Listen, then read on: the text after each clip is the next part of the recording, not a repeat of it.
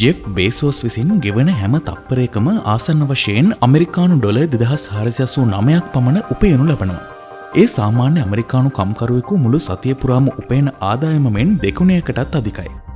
බිලියන පතියන්ගේ බැංකු ගිණුම්වලට මුදල් ගලා එන ආකාරය ඔබට සිතා ගැනීමටත් නොහැකි තරම්. නමුත් ඔබට හිතෙන විදිහට ඔවුන් ඩොලර් සිය ගණන් වල බිල් පසුම්බිවල සහ ඇඳන්නට පවා දමමින් සිත්සේ වියදම් කරන්නම් නම් නොවේ.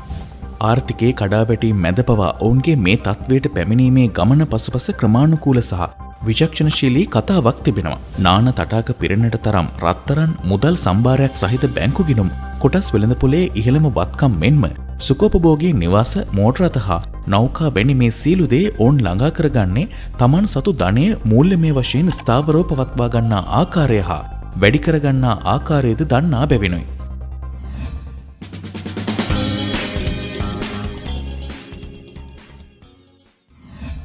ලෝකයේ තාක්ෂණ ශේත්‍රයේ ඉහළම වැටුප් ලබන ප්‍රධාන විධායක නිලධාරීන් 15 දෙනාගේ වාර්ෂික ආදායම්වල මුළු එකතුව අමරිකානු ඩොලර් බිලියන 83කට අධිකයි. සමහර රටවල වෙළඳපොළ වටිනාකම් පවා එතරම් ඉහළ අගයක් ගන්නේ නැහැ. ජෙෆ් බේසෝස් තනිවම උපයන ආදායම ජමයිකාව, අයිස්ලන්තය, ටියුනීසියාව සහ එස්ටෝනියාව එක්ව ගත් කල ලැබෙන වටිනාකමටත් වඩා වැඩි අගයක්.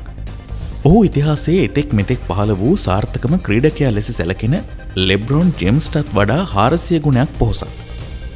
අමරිකානු ඩොලර් බිලියන 91.9ක වත්කමක් උසුලන ෆේස්බුක් නිර්මාතෘ මාක් සකර්බර්ග් අමරිකානුවෙකුගේ දල වාර්ෂික වැටුපට සමාන මුදලක් උපයා ගැනීමට වැය කරන්නේ මිනිත්තු 2ක් පමණයි. එය ඔහුගේ ජීවිතයේ ගත වූ සෑම දිනකම ඩොලර් මිලියන 5ක ආදායමක් ඉපයීමට සමානයි.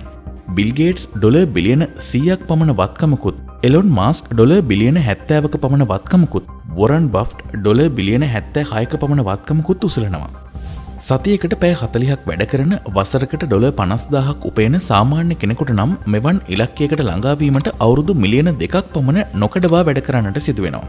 හරියටම කිව්වොත් ඔබ ඇමරිකාවේ අවම වැටුපක් උපයන කෙනෙක් නම් එසේ උපයන හැම සතේම අවුරුදු මිලියන 6.5ක් පුරාවට එකතු කළ යුතුයි. මං හිතන්නේ ඒ ගැන තවත් කතා කළ යුතු නැහැ. ව්‍යාපාරික ලෝකයේ සුපිරි වීරයන් වන මොවුන් අතිශයින්ම ධනවත් බව අපි දැනටමත් දන්නවා. ඔවුන් වැඩි මුදල් උපයන විට ඒවා සුරක්ෂිතව තැබීමට සුදුසු ක්‍රම ගැනද ඔවුන් වද වෙනවා. සාමාන්‍ය බැංකුවක් නම් ඔවුන්ගේ බංකොලොත් වීමකදී තැන්පත් කරුවෙකුගේ මුදල් අමරිකානු ඩොලර් 2,50,000ක් දක්වා රක්ෂණය කරනවා. බිලියන පතියන්ගේ මුදල් ලක්වන විවිධාකාරයේ උපක්‍රම සියල්ලටම කිව හැකි පොදු නම විවිධාංගීකරණයයි. මේ ප්‍රස්ථාරය දෙස බලන්න. උඩම කොටසේ ඔබට පෙනේවි අඩු ආදායම් සහිත ගෘහ වත්කම් නිල් පැහැයෙන්. මේ ගෘහ වත්කම් වටිනාකම් වලින් 75%ක්ම විහිද පවතින්නේ දේවල් තුනක් කරහායි. ඒවා වන්නේ ද්‍රවශීල වත්කම්, එනම් ඉක්මනින් මුදල් බවට පත් කරගත හැකි වත්කම්. ප්‍රාථමික වාසස්ථාන, වියදම්, සාමාන්‍යයෙන් ගෙවල් කුලී වැනි ඒවා සහ වාහනයි. දැන් බලන්න පහළම තිරුව දිහා. ඔබේ ආදායම් තත්ත්වය වඩාත් ඉහළ නගින විට ඔබ අඩුවෙන්ම මුදල් වැය කරන්නේ ඉහත කී දේවල් තුන සඳහායි. එනම් බිලියන පතියන් ව්‍යවහාරික මුදල් වලට ඉතාම අඩු සැලකිල්ලකුයි දක්වන්නේ. විශ්‍රාම සැලසුම් වලට පවා හිමයි. ඔබගේ ආදායම ඩොලර් මිලියනයේ සීමාවට පැමිණි පසු ඔබ අලුත් දෑ පිළිබඳව සැලකිලිමත් වීම ආරම්භ කරනවා. වෙළඳපොළ කොටස්, නිශ්චල දේපල වත්කම් සහ ව්‍යාපාර සඳහා යෙදවීම ඔබගේ වත්කමේ මූලික සංකේත බවට පත් වෙනවා. එසේනම් මෙම ඉහළ පෙළේ වත්කම් ගැන ගැඹුරින් කතා කරන්නටයි මේ හදන්නේ. මුල්ම දේ කොටස් වෙළඳපොලේ ආයෝජනය කිරීමයි. එහිදී අපි නිතැතින්ම උදාහරණයට ගන්නේ එදා මෙදා තුර වඩාත්ම සාර්ථක ආයෝජකයෙකු වූ වොරන් බෆ්ට්. ඔමාහාහි දිවස් කියන්නා ලෙස හඳුන්වන වොරන් බෆ්ට් එකල වසරකට ඩොලර් 50,000ක් උපයන සාමාන්‍ය වෘත්තිකයෙක්.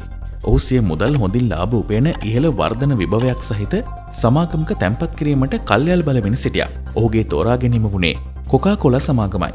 1988 වසරේදී බෆට් එහි කොටස් වෙනුවෙන් අමරිකානු ඩොලර් බිලියන 1.3ක මුදලක් ගෙවා තිබුණා. ඒ වත්මන් වෙළඳපොළ වටිනාකමෙන් නම් ඩොලර් බිලියන 18ක්. ඔහුගේ සහ ඔහු වැනි අනෙක් ධනවතුන්ගේ රහස වන්නේ ඔවුන්ගේ මුදල් එම සමාගම්වල දීර්ඝ කාලයක් තිස්සේ ආයෝජනය කර තිබීමයි. Apple සමාගමේ තෙවන නිර්මාපකයා වන රොනල්ඩ් වේන් ඔහුගේ 10%ක කොටස් මීට දශක දෙකකට පෙර ඩොලර් 800කට විකුණා නොතිබුණා නම් අද වෙන විට ඔහුගේ වත්කම ඩොලර් බිලියන 100ක් පමණ වන්නට ඉඩ තිබුණා. ඇතැම් විට එසේ ආයෝජනය කරන්නන් තමාගේම ව්‍යාපාර ආරම්භ කරනවා. බෆට්ගේ බක්ෂය හාතවේ, මස්ගේ ටෙස්ලා හා ස්පේස් එක්ස් මෙන්ම බෙසෝස්ගේ ඇමර්සන් වැනි ඒවායි. සමහර ව්‍යාපාර නිර්මාණය කළ ඒවා වෙනුවට මිලදීගත් ඒවා වන්නටත් පුළුවන්. චෙල්සි පාපන්දු කණ්ඩෑම මිලටගත් රෝමන් එබ්‍රමොවිච් Instagram, WhatsApp සහ Oculus මිලදීගත් මාක් සකර්බර්ග් එවැනි පුද්ගලයින් වනවා. එසේම මිලියනපතියන් ගන්නා ඇතැම් තීරණ කිසිවෙකුත් බලාපොරොත්තු නොවන ජනප්‍රිය නොවන කාණ්ඩේ ඒවා වන්නටත් පිළිවන්. ගෘහස්ත ස්ට්‍රිපර් පෝල් අලෙවිකරන කාමෙන් ඉලෙක්ට්‍රා, පරිසර හිතකාමී ලදරු නිෂ්පාදන අලෙවිකරන ජෙසිකා ඇල්බාගේ සමාගම, ඩෑන් ඇක්‍රොයිඩ්ගේ පලිංගු හිසති වොඩ්කා මෙන්ම එකොන් විසෙන් මිලදීගත් දකුණු අප්‍රිකානු දියමන්ති පතල්ද එවැනි අමුතු ආකාරයේ තීරණවල ප්‍රතිඵල. විශ්වසන අරමුදල් රස්ෆන්ඩ් සැලසුම් කර ඇත්තේ මධ්‍යස්ථ තෙවන පාර්ශවයක සහය ඇතිව වෙනත් කෙනෙකු වෙනුවෙන් වත්කම් රඳවා තබා ගැනීමට සහ කළමනාකරණය කිරීමටයි. එමගින් පුද්ගලයෙකුට ඔහුගේ මුදල් අදාළ රාජ්‍යයෙන් පිටතට රැගෙන යාමට උපකාරී වනවා. එහි වාසි වන්නේ බද්දෙන් නිදහස් වීමට සහ වඩා ආරක්ෂාකාරී පෞද්ගලිකත්වයක් ලබා ගැනීමට ලැබීමයි. බිලියනපතියෙකුගේ විශ්වසන අරමුදල් පුණ්‍යායතන නමින් හෝ පවුලේ සමාජිකයන් නමින් හෝ තිබිය හැකි. ඔබට වැටහෙනවා ඇති බිලියනපතියන්ට ඔවුන්ගේ මුදල් එක තැනක තැබීම කළ නොහැක්කක් බව. මන්දයත් ඩොලර් බිලියන ගණන් තැන්පත් කළ හැකි බැංකු නැහැ. බැංකු විසින් එතරම් මුදලක් අනුමත කළද අනතුරුව එහි ගනුදෙනුකරුවන් පත්වන්නේ විශාල උද්දමන අවධානමකටයි. ඇත්තෙන්ම බිලියනපතියන් එදිනදා වියදම් සඳහා ගෙවන්නේ කොහොම කියාද ඔබ හිතන්නේ? ඔවුන් අපි වගේ මුදල් රැගෙන යනවාද? ඔවුන්ට පමණක් විශේෂිත ක්‍රෙඩිට් කාඩ් එහෙමත් නැත්නම් ඔවුන් වගේ ප්‍රසිද්ධ චරිතවලට නොමිලේ ගනුදෙනු කළ හැකි අවසරපත් වගේ දෙයක් ඇත්තෙන්ම නැහැ. බිල් ගේට්ස්ව උදාහරණයට ගත්තොත් ඔහුගේ බොහෝ දෙනා විමසා සිටියේ මයික්‍රොසොෆ්ට් ප්‍රධාන විධායක නිලධාරියා වන ඔහු ගමනක් යද්දී තම පසුම්බියේ කොතරම් මුදල් ප්‍රමාණයක් රැගෙන යනවාද කියයි. සෑම විස්මයට පත් කරමින් ඔහු දුන් පිළිතුරු වුණේ ඩොලර් 100ක් යන්නයි. ඒ විහිළුවක්සේ පෙනුනත් ඒ සැබවින්ම සත්‍යයක්. ඔහුගෙන් මුදල් එළෙන බොහෝ දෙනා ඔහුට දිනපතාම හමුවන නිසා ඒ ඔහුගේ හිතසුව පිණිස යොදන උපක්‍රමයක් බවට සැක නැහැ. පුංචි ඩොලර් 100කට අමතරව ඔහුට යම් දෙයක් අවශ්‍ය වුණොත් ණයපතකින් හෝ කුඩා ජංගම ගිණුමකින් එය කරගත හැකියි. තවත් අවශ්‍ය නම් ක්‍රෙඩිට් කාඩ් පතකින් හෝ රැහන් හුවමාරුවකින් ඔහුට ඉක්මනින්ම තම අවශ්‍යතාවය ඉටු කරගන්න පුළුවන්. මේ බිලියනපති ප්‍රධාන විධායකයින් නිතරම පාහේ තමන්ගේ දෛනික වියදම් සඳහා එවලේම මුදල් ගෙවනවා. තමාගේම රථයට ඉන්ධන පුරවා ගැනීම, රාත්‍රී ආහාරය ගන්නා හෝටලයට ගෙවීම ආදී සියල්ල ඔවුන් විසින්ම ඉටු කර ගැනීම සුවිශේෂී දෙයක්. ඔවුන්ට විශේෂිත ක්‍රෙඩිට් කාඩ් පත් නොමැති වුවත් ඕනෑතරම් බැංකු ඔවුන්ගේ ක්‍රෙඩිට් කාඩ් පත් වැඩසටහන සඳහා මෙවැනි චරිත හඹාගෙන යන අවස්ථාද ඉතාම සුලභව දකින්න පුළුවන්. ඔවුන්ගේ අත්සන වෙනුවෙන් සුඛෝපභෝගී පහසුකම්, අදිමිල රාත්‍රී භෝජන ආදී වැඩසටහන්ද සකසා තිබෙනවා. කිසිම බැංකු කාඩ් පතකට වඩා කීර්තිමත් වන්නේ American express Centurion black card පතයි. ඒ ලබා ගැනීම සඳහා ඔබ ඇතිතරම් වාසනාවන්ත හා ධනවත් වුණොත් ඒ වෙනුවෙන් ඔබට ඩොලර් 10000ක ආරම්භක ගාස්තුවකුත් ගෙවිය යුතු වෙන්නේ නඩත්තු මුදලක් ලෙස වාර්ෂිකව ගෙවන ඩොලර් 5000කුත් සමගයි. මෙම කාඩ් පතෙන් සිය සේවාදායකයාගේ ඕනෑම වියදමක් ගෙවිය හැකියි.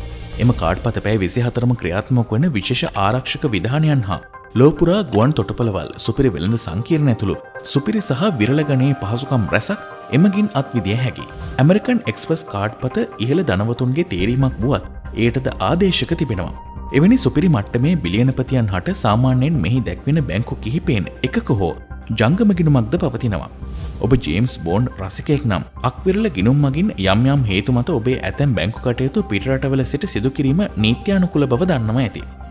ලෝකේ පොහොසත්ම මිනිසුන්ගේ බොහෝ මුදල් ඇත්තේ ජාත්‍යන්තර ගිණුම් වලයි. බදුවලින් නිදහස් එවැනි ප්‍රකට ජාත්‍යන්තර බැංකුවක් වන්නේ ස්විස් බැංකුවයි. එම බැංකු ගිණුම් හිමිකරුවන්ගේ පුද්ගලික භාවය කෙතරම් ආරක්ෂා වනවාද කිවහොත් ඔවුන් අයිතිකරුවන්ගේ නම් පවා භාවිත කරන්නේ නැහැ. නමුත් රාජතාන්ත්‍රිකමය අවස්ථාවල එම ගිණුම් විස්තර අදාළ රටවල් වෙත ලබා දීමට ස්විස් රජය බැඳී සිටිනවා.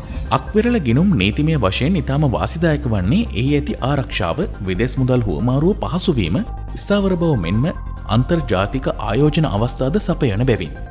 මෙසේ මුදල් තැන්පත් කිරීමට වාසිදායකම රටවල් ලෙස නෙදර්ලන්තය, අයර්ලන්තය, සිංගප්පූරුව සහ ස්විට්සර්ලන්තය වැනි රටවල් කෙතරම් වාසිදායක හා ආරක්ෂාකාරී වුවත් එහි යම් අවධානමක් නැත්තේ නෙවෙයි. ඒ නිසාම කයිලි ජෙනර්ගේ සිට රූප මර්ඩොක් දක්වා චරිත සිය වත්කම් නිශ්චල දේපල වශයෙන් තබා ගැනීමට වැඩි නැඹුරුවක් දක්වනවා. මන්දයත් ඒවායේ වටිනාකම මෙන්ම සුරක්ෂිත භාවයේද කොටස් වෙළඳපොළට වඩා සුරක්ෂිත නිසා. සරලව කිවහොත් ඔබට පසුම්බියක් සොරකම් කරන තරම් පහසුවෙන් සුඛෝපභෝගී නිවසක් හෝ වෙනත් එවන් දේපලක් සොරකම් කරන්නට නොහැකි නිසා. ඒ නිසාම කිසිම සුප්‍රකට චරිතයක් වෙරළබඩ සුපිරි නිවසක් හෝ නාගරික පෙන්ට් හවුස් එකක් මිලට ගන්නට පැකිලෙන්නේ නැහැ. බිල් ගේට්ස්ගේ ඩොලර් මිලියන 120ක් වටිනා නිව්යෝක් ලේක් හවුස්සේ දියට සංගීත පද්ධතියක් පවා තිබෙනවා. ලැරි එලිසන්ගේ ඩොලර් මිලියන 200ක් වටිනා ජපන් ආකෘතියට නිමවුණු නිවාස සංකීර්ණයේ ගොඩනැගිලි 10ක් පමණ සේම මිනිසාගේ අතින් නිර්මිත වැවක්දා ඩංගුයි. කෙන් ග්‍රිෆ්ගේ සෙන්ට්‍රල් පාර්කි පිහිටි නිවස්නේද සුපිරි පැලැන්තිය එක. නවීනතම පැලරාටෝ නිවස්වල සිට හවායි පැළතවාන් දක්වා සියලු දෙම අඩංගුව නිර්මාණය කර ඇති මාක් සකර්බර්ග්ගේ නිවාස සංකීර්ණයත් විශාල වටිනාකමකින් යුක්ත වෙනවා. මේ සියල්ලෙන්ම පෙනෙන්නේ බිලියනපතියන් සිය මුදල් නොයෙක් ආකාරයට ආයෝජනය කිරීමට වැඩි නැඹුරුවක් දක්වන බවයි. නමුත් එන් කියවෙන්නේ නැහැ ඔවුන් ජීවිතේ ඉලක්ක කරන දේවල් මිලට නොගන්නා බව. මන්ද කිවහොත් ඔවුන් සෑම වසරකම සුකෝපභෝගී යාත්‍රා, පෞද්ගලික ජෙට් යාන, අධිමිල කාර් එකතු, ලෝකයේ සුවිශේෂීම ගමනාන්ත, විවිධ උළෙලවල් මෙන්ම පුණ්‍ය කටයුතු වෙනුවෙන්ද ඩොලර් මිලියන 100 ගණන් වැය කරනවා. 2020 වසර වෙනුවෙන් ෆෝබ්ස් සංග්‍රහව බිලියනපතියන් 2095ක් හඳුනාගෙන තිබුණා. ඔබ හෙට උදෑසන 2096 වෙනියා ලෙස අවදි වූහොත් ඒ ගැන අපට දන්වන්නට අමතක කරන්න එපා. තවත් හොඳ වීඩියෝ ගොඩක් අපේ channel එකේ තියෙනවා. ඒවත් බලලා ඔබේ දැනුම වැඩි කරගන්න. ඒ වගේම අවසානයේ පුංචි ඉල්ලීමක් කරන්න. ඒ තමයි අපේ channel එක subscribe කරන්න කියන එක. ඒ වගේම විශ්ම ලෝකය ගැන තවත් දන්නේ නැති ඔයාගේ යාළුවෝ ඉන්නවා නම් ඒ අයටත් විශ්ම ලෝකය ගැන කියන්න. තවත් බොහෝ වැදගත් තොරතුරු ගැන වීඩියෝ විශාල ප්‍රමාණයක් ඉදිරියේදී විශ්ම ලෝකය තුලින් අපි ඔබ වෙත ගෙනෙනවා. එනම් ඔබට සුබ දවසක් පතමින් අපි අදට ඔබෙන් සමුගන්නවා. තවත් ප්‍රයෝජනවත් වීඩියෝවකින් ඉක්මනින්ම අපි ඔබ හමු වෙන්නම්. ඔබට ජය.